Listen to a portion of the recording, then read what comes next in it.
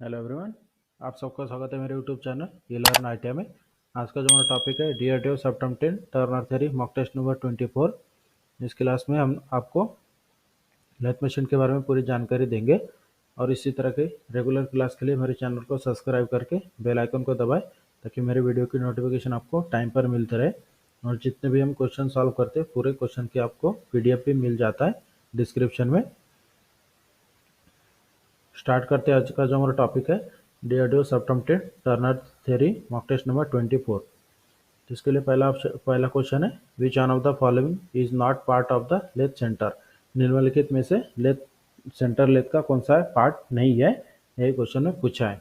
इसके लिए पहला ऑप्शन है सैडल, दूसरा आर्बर, तीसरा फीड रॉड, चौथा है लेड स्क्रू। तो जो क्वेश्चन में पूछा गया था कि निम्नलिखित में से सेंटर लेथ मशीन का कौन सा पार्ट नहीं है, तो इसका जो सही आंसर है ऑप्शन नंबर बी आर्बर।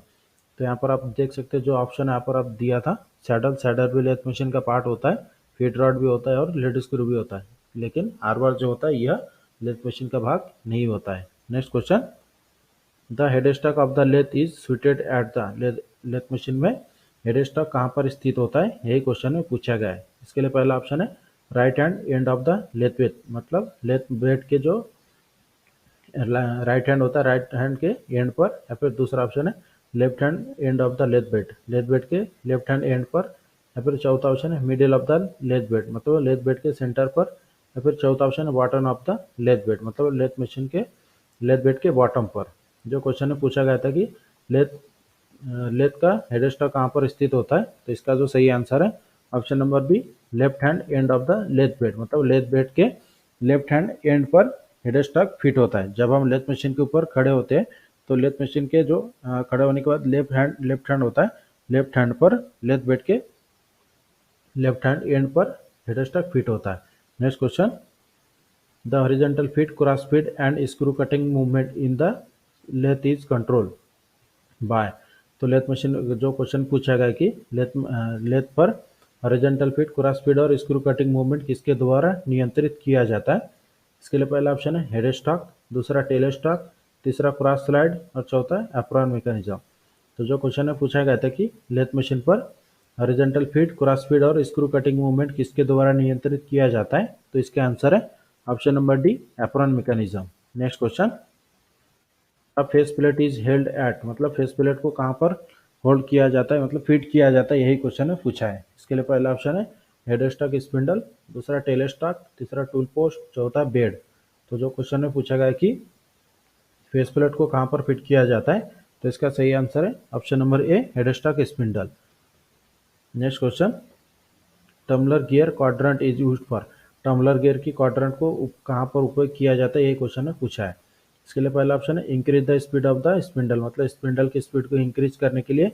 दूसरा ऑप्शन है decrease the spindle of speed, मतलब स्पिंडल की स्पीड को कम करने के लिए। या फिर तीसरा ऑप्शन है changing the direction of the rotation of the lead screw, मतलब लीड स्क्रू की डायरेक्शन को चेंज करने के लिए। या फिर चौथा ऑप्शन है changing the direction of the spindle, मतलब स्पिंडल की डायरेक्शन को चेंज करने के लिए।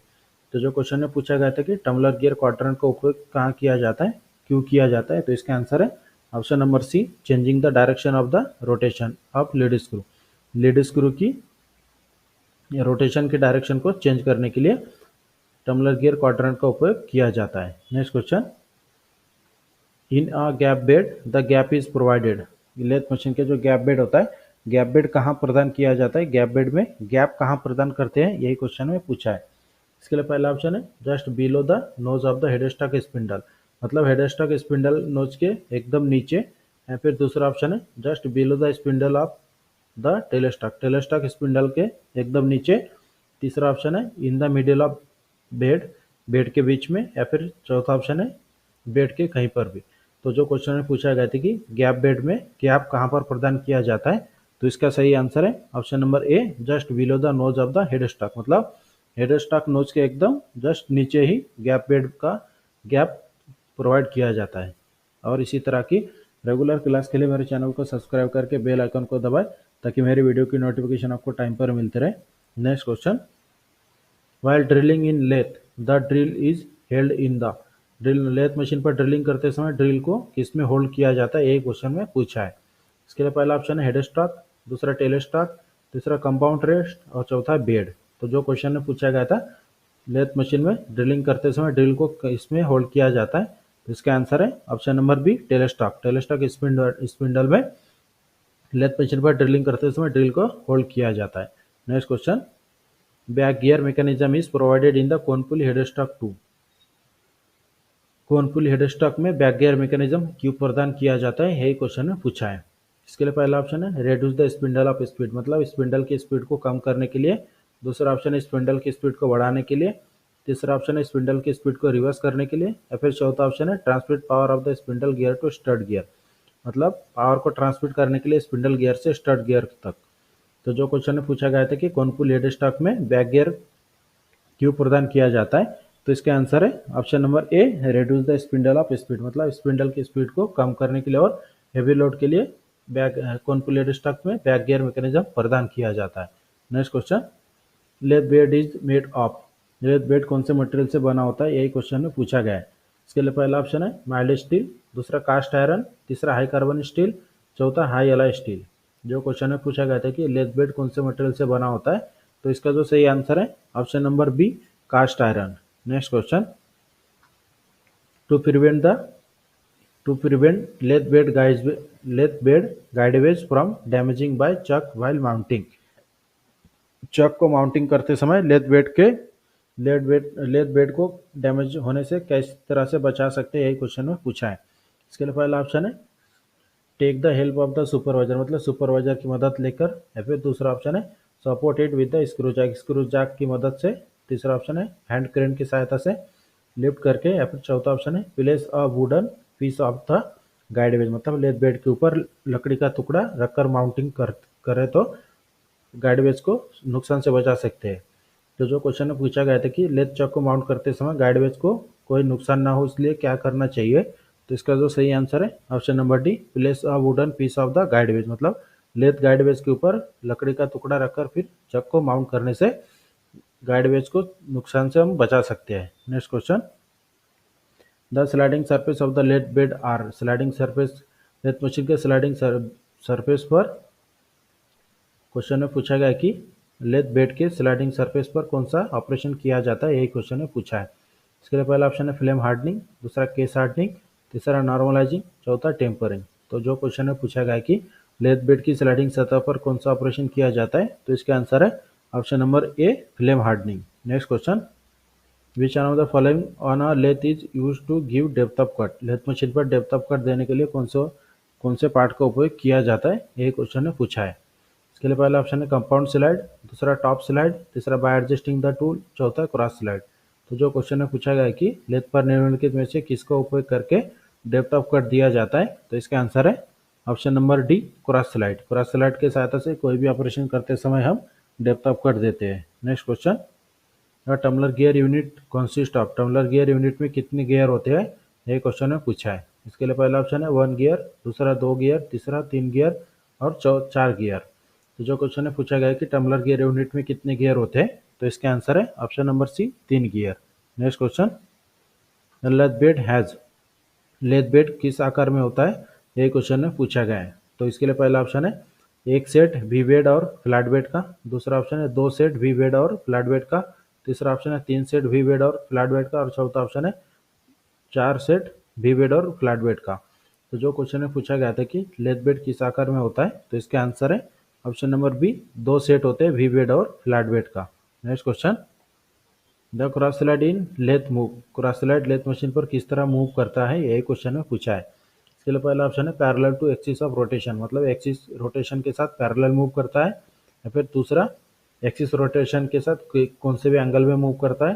या फिर तीसरा ऑप्शन है perpendicular to the axis of rotation, मतलब एक्सिस रोटेशन के साथ परपेंडिकुलर मूव करता है। या फिर चौथा ऑप्शन है ऑप्शन ए और बी। तो जो क्वेश्चन में पूछा गया था कि लेथ मशीन में क्रॉस स्लाइड किस तरह मूव करता है, तो इसका आंसर है option number C, perpendicular to the axis of rotation, मतलब एक्सिस के रोटेशन के साथ परपेंडिकुलर क्रॉस स्लाइड मूव करता है। Next question, carriage in the lathe move. Lathe machine पर कैरेज किस तरह से मूव करता है, यही क्वेश्चन में पूछा है। इसके लिए पहला ऑप्शन है parallel to the axis of rotation, मतलब एक्सिस रोटेशन के साथ पैरेलल मूव करता है। या फिर दूसरा ऑप्शन है एक्सिस रोटेशन के साथ किसी भी एंगल में मूव करता है। यहाँ पे तीसरा ऑप्शन है एक्सिस रोटेशन के साथ परपेंडिकुलर मूव करता है, या फिर चौथा ऑप्शन है ऑप्शन ए और बी। तो जो क्वेश्चन है पूछा गया था कि लेथ मशीन में जो कैरेज होता है वो किस तरह से मूव करता है, तो इसका सही आंसर है option number A, parallel to the axis of the rotation, मतलब एक्सिस रोटेशन के साथ पैरेलल मूव करता है हमारा carriage. Next question, which among the following part of the lathe should have high compression strength, lathe के निम्नलिखित में से किस भाग में हाई कंप्रेसिव स्ट्रेंथ होनी चाहिए, यही क्वेश्चन में पूछा है। इसके लिए पहला ऑप्शन है बेड, दूसरा मेन स्पिंडल, तीसरा लीड स्क्रू, चौथा स्लाइडिंग गियर इन रेस्टॉक। तो जो क्वेश्चन है पूछा गया कि लेथ के निम्नलिखित में से किस भाग में हाई कंप्रेसिव स्ट्रेंथ होनी चाहिए, तो इसका आंसर है option number A, bed. Next question, the compound slide swivel base is set at 45 degree to the line of lathe, the degree of the reading at the cross slide index will be. Question में पूछा गया है कि compound slide swivel base को अगर हम 45 degree तक अगर हम घुमाते हैं तो उस समय एग्जैक्ट डिग्री कितनी होती है, यही क्वेश्चन में पूछा है। इसके लिए पहला ऑप्शन है 135 डिग्री, दूसरा 90 डिग्री, तीसरा 45 डिग्री और चौथा है 30 डिग्री। तो जो क्वेश्चन है पूछा गया था कंपाउंड स्लाइड स्वेल बेस को अगर हम 45 डिग्री तक घुमाते हैं तो उस समय एग्जैक्ट डिग्री हमारी कितनी सेट होती है, तो इसका सही आंसर है ऑप्शन नंबर सी, 45 डिग्री, क्योंकि इसमें सिर्फ डिग्री को मूव करने की बात की है। इसमें अगर बोला जाता था कि अगर 45 डिग्री में सेट करके अगर हमें टेपर टर्निंग करनी है तो कितने डिग्री में टेपर टर्निंग होता है, तो उस समय इसका आंसर हो जाता था इसका डबल, मतलब 90 डिग्री। लेकिन सिर्फ क्वेश्चन में पूछा गया कि कंपाउंड स्लाइड स्वेल बेस को अगर 45 डिग्री तक हम मूव करते हैं तो एग्जैक्ट डिग्री कितनी होती है, तो इसका जो सही आंसर था 45 degree. Next question, the special gear of 127 teeth or 63 teeth may be used to cut metric thread in lathe having British lathe screw, it known as। जो क्वेश्चन है पूछा गया है कि जो स्पेशल गियर होते हैं 127 टीथ और 63 टीथ के, इसका उपयोग किया जाता है हम ब्रिटिश लेथ मशीन पर मेट्रिक थ्रेड कट करने के लिए। तो जो ये गियर है हमारा स्पेशल गियर, इसका दूसरा नाम क्या है, यही क्वेश्चन में पूछा है। इसके लिए पहला ऑप्शन है आइडलर गियर, दूसरा चेंज गियर, तीसरा ट्रांसलेटिंग गियर, चौथा कंपाउंड गियर। तो जो इस क्वेश्चन का आंसर है, इसका आंसर है option number C, translating gear. जो 127 और 63 टीथ के गियर होते हैं उसे ट्रांसलेटिंग गियर या फिर स्पेशल गियर भी बोला जाता है। Next question, which one of the following statement is true with respect to the half nut, half nut के संबंध में निम्नलिखित में से कौन सा कथन सत्य है, यही क्वेश्चन में पूछा है। इसके लिए पहला ऑप्शन है it is detachable part of the saddle, दूसरा it is an integral part of the saddle, तीसरा option it is an integral part of the apron और चौथा ऑप्शन है it is detachable part of the apron. तो जो question है पूछा गया था कि हाफ नट के संबंध में निम्नलिखित में से कौन सा कथन सत्य है, तो इसका आंसर है option number D, it is detachable part of the apron, मतलब यह एप्रॉन का वह भाग होता है जो अलग किया जा सकता है। Next question, what is the function of the drop worm provided in the apron of the centre lathe, centre lathe के एप्रॉन में ड्रॉप बर्म का क्या कार्य है, यह क्वेश्चन में पूछा है। इसके लिए पहला ऑप्शन है engage disengage the power feed, power feed को एंगेज और डिसंगेज करने के लिए। दूसरा ऑप्शन है change the direction of the rotation of the work piece, मतलब वर्क पीस की रोटेशन और डायरेक्शन को चेंज करने के लिए। तीसरा ऑप्शन है चेंज द फीड डायरेक्शन, मतलब फीड की डायरेक्शन को चेंज करने के लिए। या फिर चौथा ऑप्शन है engage and disengage the lead screw, lead screw engage और डिसंगेज करने के लिए। तो जो क्वेश्चन है पूछा गया था सेंटर लेथ के एप्रॉन में दिए गए ड्रॉप वर्म का क्या कार्य है, तो इसका आंसर है ऑप्शन नंबर ए, एंगेज और disengage the power feed, power feed को एंगेज और डिसंगेज करने के लिए एप्रॉन में ड्रॉप वर्म का कार्य है। Next question, the tailstock barrel has in internal taper, tailstock barrel में इंटरनल टेपर होता है, तो निम्नलिखित में से कौन सा टेपर टेलेस्टॉक बैरल के बोर में प्रोवाइड किया जाता है, ये क्वेश्चन में पूछा है। इसके लिए पहला ऑप्शन है मेट्रिक टेपर, दूसरा मोर्स टेपर, तीसरा बजार्नो टेपर, चौथा ब्राउन एंड शार्प टेपर।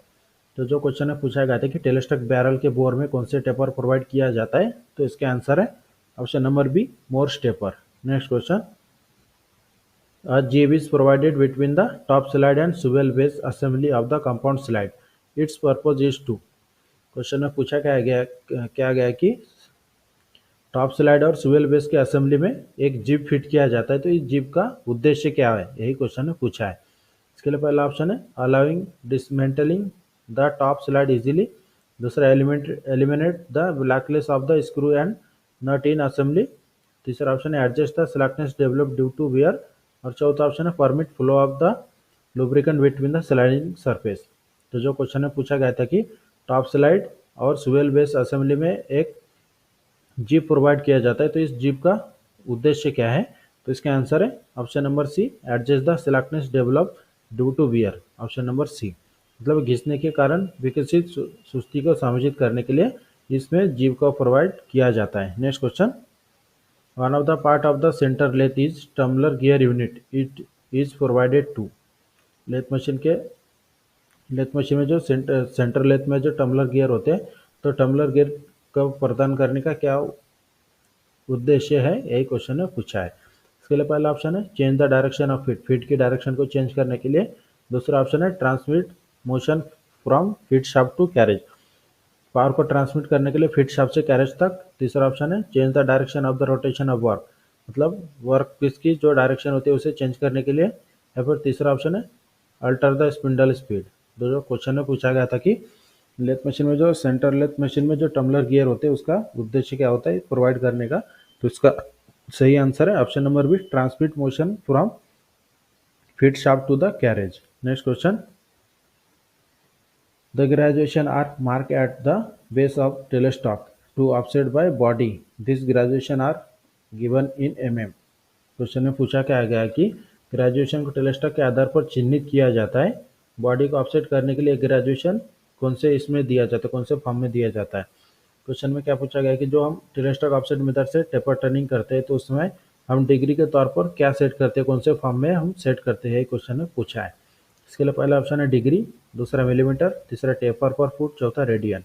तो जो टेलेस्टॉक ऑफसेट मेथड से जब हम टेपर टर्निंग करते हैं तो उसमें जो सेट किया जाता है वो हमारा होता है मिलीमीटर। मिलीमीटर में टेलेस्टॉक ऑफसेट में सेट किया जाता है degree. Next question, the capacity of lathe is express. Lathe machine की कैपेसिटी को अगर हमें बताना है तो किस तरह से बता सकते हैं हम, यही क्वेश्चन में पूछा है। इसके लिए पहला ऑप्शन है horse power and chuck diameter, मतलब एचपी मशीन के एचपी के साथ और चक डायमीटर के साथ। या फिर दूसरा ऑप्शन है swing and distance between centre, मतलब स्विंग ओवर और दो सेंटर के बीच की दूरी के साथ एक्सप्रेस करते हैं। या फिर तीसरा lathe bed and spindle speed, lathe machine की बेड की लंबाई और स्पिंडल की स्पीड के साथ। या फिर चौथा ऑप्शन है टूल पोस्ट साइज और tool post size and lathe travel. तो जो क्वेश्चन में पूछा गया था कि लेथ मशीन की कैपेसिटी अगर हमें एक्सप्रेस करना है तो किस तरह से एक्सप्रेस किया जाता है, तो इसका आंसर है option number B, swing and distance between centre. Swing size और डिस्टेंस बिटवीन सेंटर के साथ हम लेथ मशीन की कैपेसिटी को एक्सप्रेस करते हैं। Next question, the carriage of the lathe travel along which axis.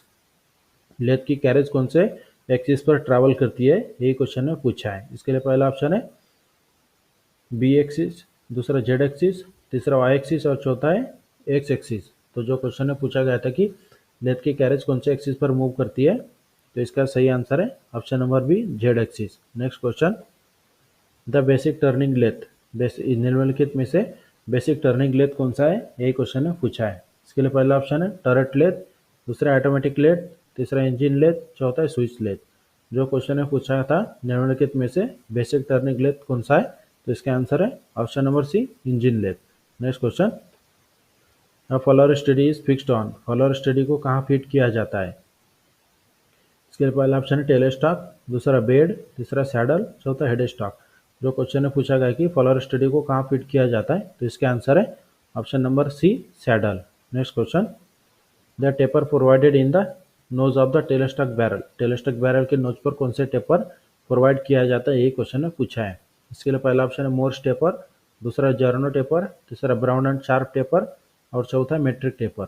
तो जो क्वेश्चन में पूछा था टेलस्टॉक बैरल के नोच पर कौन से टेपर प्रोवाइड करते हैं, तो इसका आंसर है option number A, Morse taper. इस तरह आज का जो हमारा क्लास था DRDO CEPTAM 10 turner theory mock test number 24, इसमें हमने आपको लेथ मशीन के इंपॉर्टेंट 30 क्वेश्चन सॉल्व करके दिया है और इसी तरह की क्लास हम एग्जाम होने तक करवाएंगे। और इसी तरह की रेगुलर क्लास के लिए मेरे चैनल को सब्सक्राइब करके बेल आइकन को दबाएं ताकि मेरे वीडियो की नोटिफिकेशन आपको टाइम पर मिलते रहे। और वीडियो अच्छी लगी तो हमारे चैनल को सब्सक्राइब करें, शेयर करें और लाइक जरूर करें।